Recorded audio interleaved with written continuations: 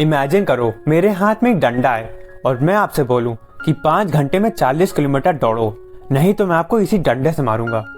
आप डर जाओगे। अब इमेजिन करो आपने स्पोर्ट्स शूज लिए और कई महीनों तक हार्ड ट्रेनिंग करने के बाद आपने अपनी लाइफ की पहली मैराथन कंप्लीट की। यह आपके लिए बहुत ही प्राउड मोमेंट होगा। मैराथन लगभग 40 किलोमीटर की होती है। दौड़ने वाले भी आप हो और भागने में दर्द भी उतना ही होगा। यहाँ तक कि ट्रेनिंग में तो और दर्द होगा। लेकिन जब आपने चूज किया तो वो एक प्राउड मोमेंट बन गया, और जब मैंने बोला आपको फोर्स किया तो वो एक पेनफुल एक्सपीरियंस बन गया। एक प्रॉब्लम के पेनफुल और पावरफुल होने में डिफरेंस पता है क्या है? हम उसे कैसे चूज करते हैं, उसकी कैसे रिस्पॉन्सिबिलिटी लेते हैं। अगर अभी आप दुखी हैं तो चांसेस है कि आपको ऐसा लगता होगा कि वो आपके कंट्रोल में नहीं है। एक प्रॉब्लम जिसे आप सॉल्व नहीं कर सकते और वो आपके ऊपर आपकी मर्जी के बगैर थोपी गई है। जब हमें लगता है कि हम अपनी प्रॉब्लम्स को चूज किया है तो हम एम्पावर्ड फील करते हैं, और जब हमें लगता है कि हमारी प्रॉब्लम्स हम पर फोर्स की गई हैं तो हम दुखी फील करते हैं और हमें लगता है कि हम उसके विक्टिम हैं, शिकार है।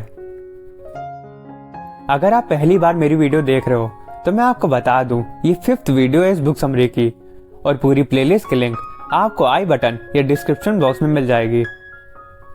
अगर आपको वीडियो पसंद आ रही है तो आप इस वीडियो को लाइक और मेरे चैनल को सब्सक्राइब कर सकते हो। अगर आप मेरे पुराने व्यूअर हो और आपने अभी तक सब्सक्राइब नहीं किया तो किसका है तुमको इंतजार भैया? वो शुभ घड़ी आ गई है, जाकर सब्सक्राइब करो। तो आज की वीडियो में हम the subtle art of not giving a का chapter 5 you are always choosing cover करेंगे। जैसा मैंने पहले बोला, प्लेलिस्ट की लिंक आपको आई बटन में मिल जाएगी। तो शुरू करते हैं वीडियो को। चलो वीडियो की शुरुआत एक सच्ची कहानी से करते हैं। ये कहानी है विलियम जेम्स की। उनका जन्म एक अच्छे खासे अमीर घर में हुआ था, लेकिन बचपन से ही उनको बहुत सारे हेल्थ इश्यूज थे। वो मोस्टली टाइम घर पर ही रहते और इसी वजह से उनका कोई दोस्त नहीं था। उनको पेंटिंग करना बहुत पसंद था और वो वही किया करते थे। लेकिन वो बाकी किसी चीज में अच्छे नहीं थे, तो आगे चलकर उन्होंने अपनी पेंटिंग को बेचकर गुजारा करना चाहा, लेकिन किसी को भी उनका काम पसंद नहीं आया। फिर उसके पापा ने अपने कनेक्शन का यूज करके उसका एडमिशन एक मेडिकल कॉलेज में करवा दिया, लेकिन वहां भी उसने ड्रॉप आउट ले लिया। फिर वो एक एक्सपीडिशन में गया, लेकिन वहां उसकी तबीयत खराब हो गई। उसके पापा उसे निराश हो गए। उसके भाई बहन बहुत अच्छा कर रहे थे, इसलिए वो और भी ज्यादा निराश थे। वो बंदा बहुत डिप्रेस हो गया और यहाँ तक कि उसे सुसाइडल थॉट्स तक आने लगे। वो बैल था, लेकिन आप नहीं। आप कभी ऐसा कुछ मत सोचना। लेकिन फिर उसने एक फिलोसफर की बुक पढ़ी और डिसाइड किया कि वो खुद को 1 साल देगा, और उस 1 साल में जो भी गलत हो, जो भी, चाहे उसकी वजह से या कोई और वजह से, वो उसकी रिस्पॉन्सिबिलिटी अपने ऊपर लेगा। चाहे उसकी हालत खराब हो या कुछ गड़बड़ हो, इसके लिए वो अपने आप को जिम्मेदार मानेगा। उसने ये सोचा कि अगर इस 1 साल में कुछ भी इम्प्रूव नहीं हुआ तो वो ये मान लेगा कि उसके हाथ में सच में कुछ नहीं है। लेकिन आगे पता है क्या हुआ? विलियम जेम्स को फादर ऑफ अमेरिकन साइकोलॉजी माना जाता है। समझ जाओ, उसको अपने टाइम का सबसे बढ़िया फिलोसफर माना जाता है। सिर्फ इसी सिंपल रियलाइजेशन में ही सारी ग्रोथ छुपी है। रियलाइजेशन इस बात का कि हमारी लाइफ में जो भी हो रहा है उसके जिम्मेदार हम खुद है। चाहे परिस्थिति कैसी भी हो, उसकी जिम्मेदारी हमारी है। हमारे साथ जो हो रहा है हम उसे तो कंट्रोल नहीं कर सकते, लेकिन उस पर रिस्पॉन्ड कैसे करना है, उसको इंटरप्रेट कैसे करना है, ये हमारे हाथ में है। वही सेम इवेंट हमारे लिए अच्छा भी हो सकता है और बुरा भी। ये हम पर डिपेंड करता है कि हम उसको कैसे देख रहे हैं। आपने ये कोट तो पढ़ा होगा, with great power comes great responsibility, लेकिन इसका बेटर वर्जन भी है, with great responsibility comes great power. जितना अपनी जिंदगी की रिस्पॉन्सिबिलिटी हम लेंगे, उतना ही ताकत आ जाएगी हमारे पास इसको बदलने की। इसलिए अपनी प्रॉब्लम को सॉल्व करने का पहला स्टेप है उसकी जिम्मेदारी लेना। आपने मलाला यूसुफजई का नाम तो सुना होगा। वो लड़कियों के हक के लिए तालिबान से लड़ गई। यहाँ तक कि टेररिस्ट ने उनके मुंह पर गोली मार दी और वो कोमा में चली गई। वो मरते मरते बच गई, लेकिन फिर भी उन्होंने लड़ाई जारी रखी, जिसके लिए उन्हें 2014 में नोबेल पीस प्राइज मिला। जब उन्हें गोली लगी उसके बाद वो आराम से कह सकती थी, मैं कुछ नहीं कर सकती, मेरे पास कोई चॉइस नहीं है, लेकिन उन्होंने उसका उल्टा चुना।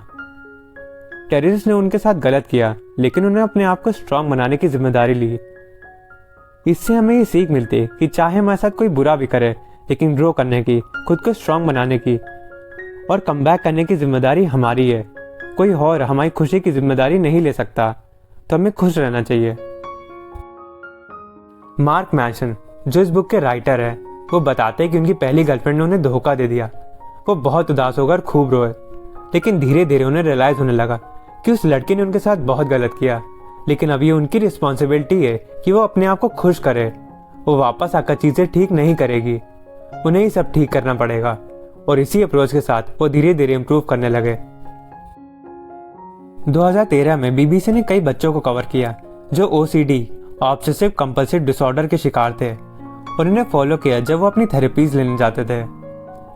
OCD में इंसान को बहुत सारे अनवांटेड थॉट्स आने लगते हैं और उसका बिहेवियर रिपीट होने लगता है। OCD एक न्यूरोलॉजिकल और जेनेटिक डिसऑर्डर है जिसे ठीक नहीं किया जा सकता। वहां एक 17 साल की लड़की थी, इमोजेन, जिसका ये था कि उसे जिस भी चीज के पास से वो गुजर रही हो उसको छूना पड़ता, नहीं तो उसको बहुत सारे भयानक थॉट्स आने लगते कि उसकी पूरी फैमिली की डेथ हो गई। एक लड़का था जॉश, उसको अपनी बॉडी इक्वलाइज करनी पड़ती। जैसे अगर वो किसी से हाथ मिला रहा है तो दोनों हाथों से मिलाएगा, दोनों हाथों से खाना खाता। अगर वो ऐसा ना करे तो उसको पैनिक अटैक आने लगते हैं।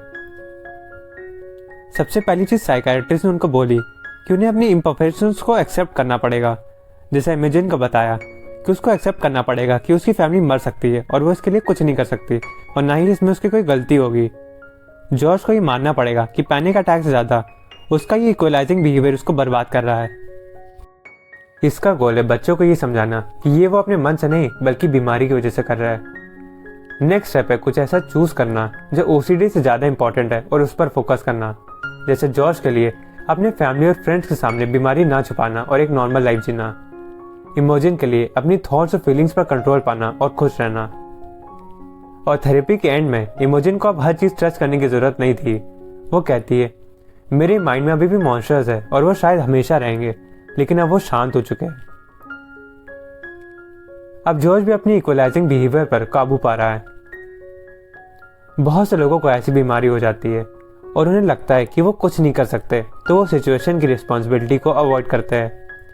उनका मानना ये है कि ये उनकी गलती नहीं है, जो सच है ये उनकी गलती नहीं है, लेकिन फिर भी ये उनकी रिस्पॉन्सिबिलिटी है। कॉलेज के टाइम पर मार्क बहुत ज़्यादा पोकर खेलने लगे थे। पोकर वही कार्ड गेम की तरह होता है। हालांकि बाद में उन्होंने वो छोड़ दिया, लेकिन उससे वह बहुत इंपॉर्टेंट चीज़ सीखे।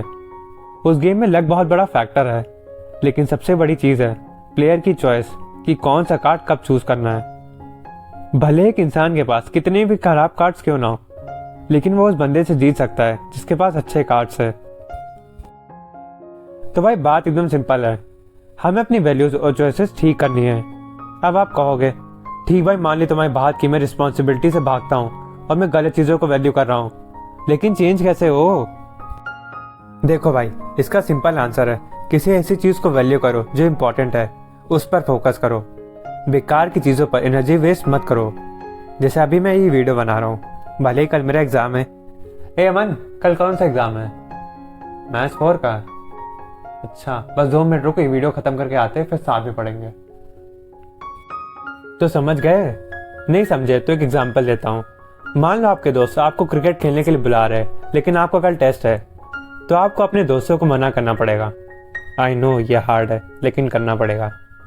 ये नहीं कि बुक बंद करके खेलने चले गए। और हाँ, इससे एक चीज़ और हो गई, जब आप खुद पर काम करने लगोगे तो बहुत से लोग आपसे दूर होने लगेंगे, लेकिन ये नॉर्मल है। अगर आपका दोस्त या आपका पार्टनर आपको ग्रो करते हुए नहीं देख सकता, तो आपके साथ रहने के लायक नहीं है। तुम मुझे ऐसे क्यों देख रहे हो?